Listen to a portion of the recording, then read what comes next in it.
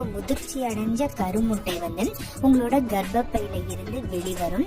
அது நார்மலாவே நேச்சுரலா நடக்கும்.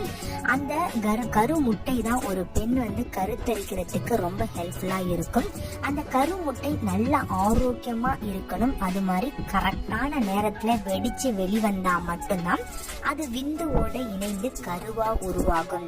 அதுக்கு நம்ம என்னென்ன விஷயங்களை ஃபாலோ பண்ணணும், உங்களுக்கு கருமுட்டை வெடிக்கிற அந்த நேரத்துல உங்களுக்கு என்ன மாதிரியான அறிகுறிகள் இருக்கும், அப்படி அந்த அறிகுறிகள்லாம் இருந்துச்சு அப்படின்னா நீங்க பிரெக்னன்சிக்கு எப்படி ட்ரை பண்ணணும் அப்படிங்கறத பத்தி இந்த வீடியோல நம்ம முழுமையா பார்க்கலாம். இந்த வீடியோ உங்களுக்கு பயனுள்ளதா இருந்திருந்துச்சு அப்படின்னா மறக்காம இந்த வீடியோக்கு ஒரு லைக் பண்ணிக்கோங்க. நீங்க பண்ணக்கூடிய ஒரு லைக் தான் எங்களுக்கு அடுத்தடுத்த வீடியோக்கள் போடுறதுக்கு ரொம்பவும் மோட்டிவேஷனலா இருக்கும்.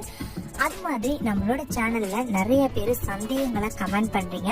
உங்களோட எல்லா சந்தேகங்களுக்கும் நாங்க ரிப்ளை பண்ணிட்டு தான் இருக்கோம்.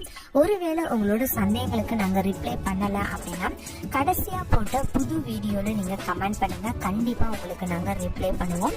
இப்ப நம்ம வீடியோக்குள்ள போயிடலாம். நார்மலாவே உங்களுக்கு ஓவுலேஷன் எப்ப நடக்கும் அப்படின்னு பாத்தீங்கன்னா உங்களுக்கு பீரியட் வந்ததுல இருந்து ஒரு 11 இருந்து 21 நாளுக்குள்ளதான் நடக்கும்.